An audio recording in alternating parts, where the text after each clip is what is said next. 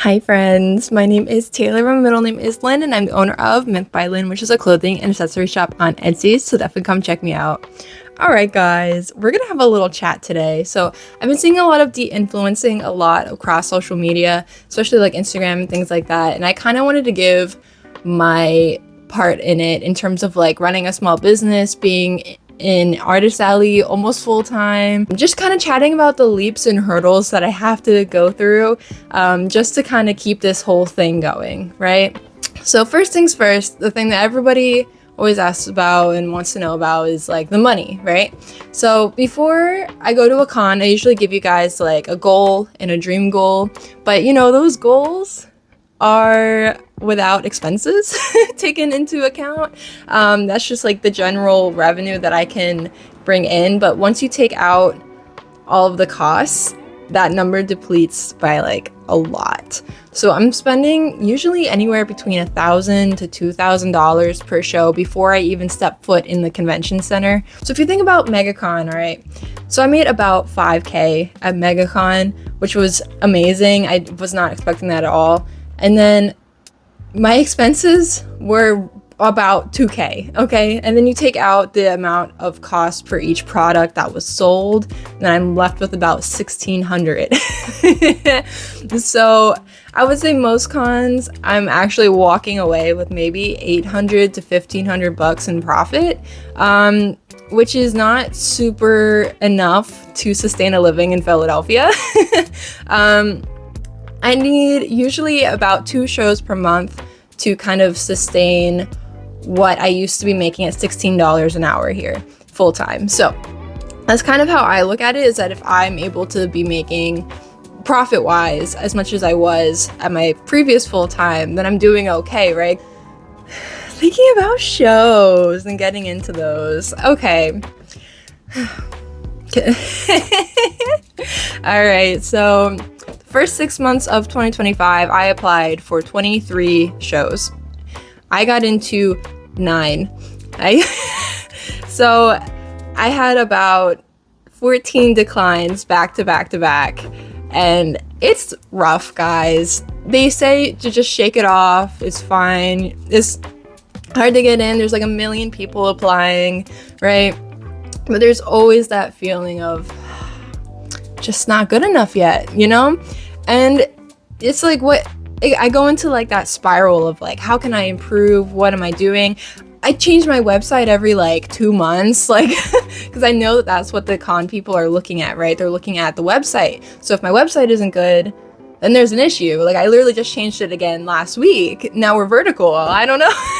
You know, it really is tough. And I luckily did have 2 rebooks this year, so part of that 9 was actually having like a rebook. But for next year, AwesomeCon didn't offer me the rebook. I don't think they did it at all this year. I didn't see any papers going around, so I have to reapply for that one next year. Cool. But yeah, no, it gets really rough, and you just have to kind of keep your head up, and there's really nothing else you can do. Are you going to be lucky in the eyes of the con gods this season? I don't know. I'm looking pretty kind of unlucky-ish for fall so far. I'm looking at my calendar and it's a bit bare. I'm a little nervous, but that's also why I went crazy this spring season, right? I have 10 shows in 3 months kind of thing right now. So it's like I'm trying to also cushion my bank account for the times when the con season is like low, okay? But that brings me to March, right? Okay, March was insane for me. I wasn't getting into like anything. I was just declined from everything. So I kind of forced my way into shows. So I looked at things that I had never vended at before that were a totally different audience, because I was like, I need to be paid this month somehow. So that's where HVG Flea comes in, as well as Pet Expo Philadelphia. And then I did not get into ZenkaiCon. Like I was waitlisted for that like evil event, any show. I don't get into like anything there, but that was the first one that shows as green. I'm like, finally, I can at least have a show that shows as green on Event Any. They had put out a notice being like, hey, if you were waitlisted, you didn't get in. If you show up at this specific time, at this date, and you're like the first in line, we'll give you a table if they're free, like if somebody doesn't show up. And you better bet I got myself in that line to get a table, and luckily I was able to force my way into having at least one really nice show for the month. Let's talk about conventions in general anyway, right? So this year has been freaking crazy in terms of cons. Like we had the pipe break at Katsu, we had the Cheesecake Factory fire at Sakura. Even at my local Philly Otaku Fest, there was a bunch of flooding, and like there was a fire drill at Zenkai, and like what is going on this year? So that's another thing you have to be worried about. And I am so sorry to any artist who was actually affected by these things, because we don't have that many funds, okay? And the stuff that the products that we're buying, like that eats up a lot. Like one t-shirt order for me is between $700 to $1,400. Okay, like that's like insane. You kind of just have to be prepared for everything. All right, table prices. I've been doing conventions since 2023. This is like my third year doing this, okay? Table prices have just been increasing about $25 to $50 per year, every year since I've started doing this. I can only imagine that they will just keep going up. Like, okay, I kind of get it. Like, if the venue raises their prices, there's not really much they can do. Like, they have to pay for the venue, usually with us, I would assume. But it's tough, and it's making it even harder for new artists to come in because they feel like, well, I can't make that money back. Like, that's insane. And to be fair, yeah, $400 for a table is kind of a lot when you're first starting out. Like, I get it. I know the next thing that I'm talking about is definitely unique to my business. So for me, I am a crafter at heart. If I don't have something handmade on my table, I feel like, what even table is this? It's not my table, you know? So it's like, all right, I need to have hand-sewn things as part of my identity. You know, that's why I put my own tags and my own little things on every single t-shirt. I touch every single one and I run that thing through the sewing machine. And it's a lot. It's a lot. Like, look at this stack that I'm working on right now, okay? It's insane. And so when I'm not at conventions, I'm pretty much down in my basement working 8 to 15 hours a day, just sewing and making sure I can get everything done and ready. I understand that I'm a workaholic. Like, that's just part of me. That's just part of me. I like to have work to do. I enjoy it. But this is the perfect career to make those tendencies go a bit overboard because there are always things to do, always things to improve on. I have to make my own deadlines that nobody actually cares about, but I really care about it. So if I don't meet my own deadlines, I get really upset and frustrated. I would say my breaks every day are editing YouTube videos, okay, drawing and packing orders. Like, my little walk to the post office is really nice, you know, just to get outside a little bit. Yeah, it's kind of crazy. If I'm not keeping on top of myself, if I'm not making these crazy schedules to get all my sewing done and things like that, I won't be able to make money. And that's just how it is. It's one of those things where it's like, okay, nobody's going to actually care if I only bring like 6 volleyballs to an event instead of like 10 to 12, right? But in my head, those things always sell out, right?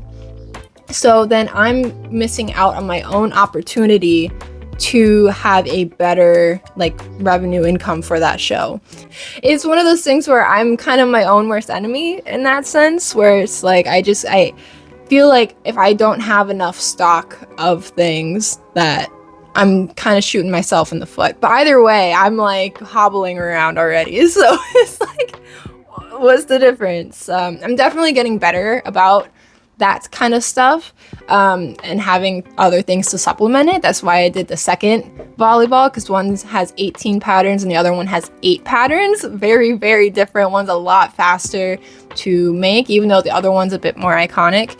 I also have the cat kickers now, which were a byproduct of Pet Expo, which was like my slow con this year, but ended up getting me into something that also is selling out a lot and is kind of even more supplemental to the volleyball. So I don't have to have as many volleyballs because I still have more cat toys on the table. Crazy, but it's working, kind of. And yeah, that kind of leads me straight into burnout, right? So stress and burnout are evil creatures. And sometimes they make me a bit evil, and it's really sad because I get a bit snippy and when I'm frustrated and stressed out, and I don't want to be this way, and I that's when I need people to tell me, like, hey, you need to take a break, like, this not good. Ooh. Okay. My own deadlines are my worst enemy and my best friend. Burnout is scarier than stress. That is 100% real. It's one of those things where it's like, you hate everything that you're doing. You feel like you can't do anything. I'll sit down at my sewing machine and just stare into space. And that's when I'm like, okay, you can't do this. Get up, work on something else, because like staring into space isn't gonna get you anywhere. If it goes on long enough, it's kind of like, well, I had a good run. You know, I guess I'm not gonna make anything good ever again. That's cool. Yeah, it's not a great time. I do face it usually twice a year. I kind of got into my burnout 2 weeks ago, and I had to force stop myself from working at all. Like, I literally had to cut myself off for like 4 or 5 days and was like, you are not allowed to work until after Easter, because whatever is happening right now cannot be happening. Like, I was really on a crash out. So I feel a bit better now. I have some ideas that I'm working on. They're not exactly everything that I want yet, but I feel like the fact that the idea is there means I'm on the right track. Mental health, guys, it's great. Something that I feel like I'm also dealing with is that there can be a lot of noise, okay? And I know people are being so kind and they want me to succeed and want me to do better and improve. But sometimes it's just too much, and I just kind of want to do my own thing a lot. It's a lot of pressure to follow things the way that artists who are maybe doing better than me are doing. At the end of the day, my business is unique from anybody else's. Like, it's my baby that I created from birth, okay? And it's like, okay, when I was first starting out the last 2 years, it was really helpful. It was really helpful to get so much advice and things like that from other artists and other people. But now that I have the foundations, I'm kind of just like, all right, I kind of want to grow on my own from here. How do you go about this, right?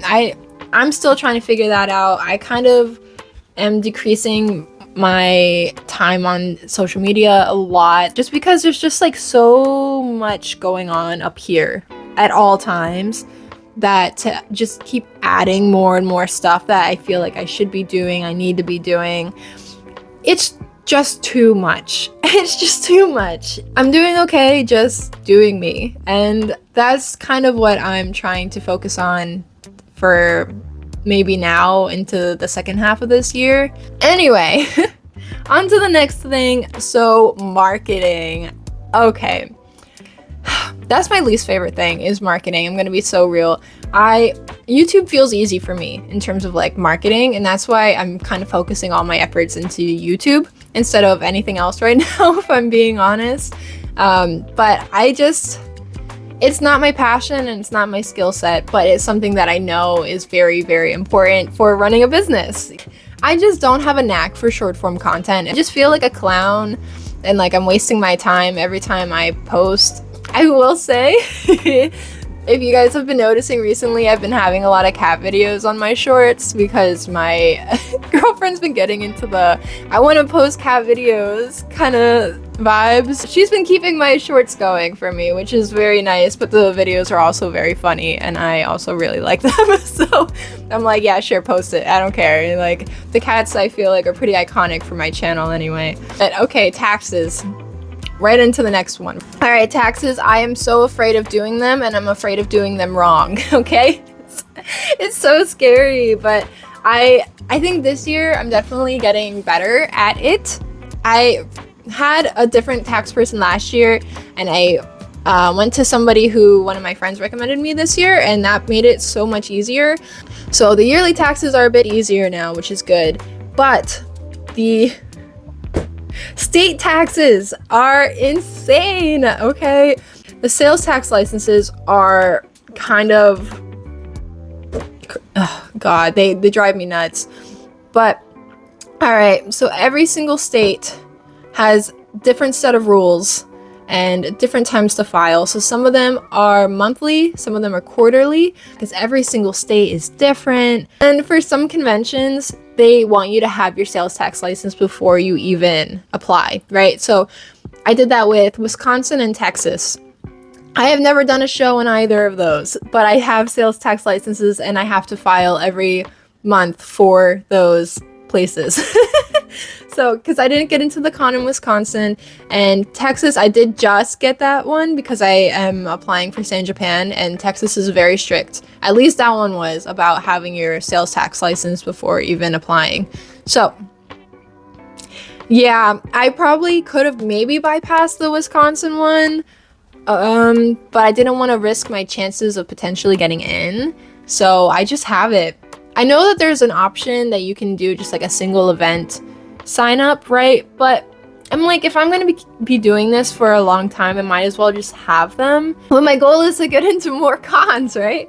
So it's like, all right, I'd rather just have this in my back pocket. So if I do apply for these shows in these states again, I'm like ready to go. At the end of the day, as our little wrap up here, running your own business comes with its crazy set of challenges and anxieties and insecurities, and there's no guarantee that you're going to get into any con ever, okay? Like, you kind of are just praying and hoping, and you really just have to insert yourself into every situation, right?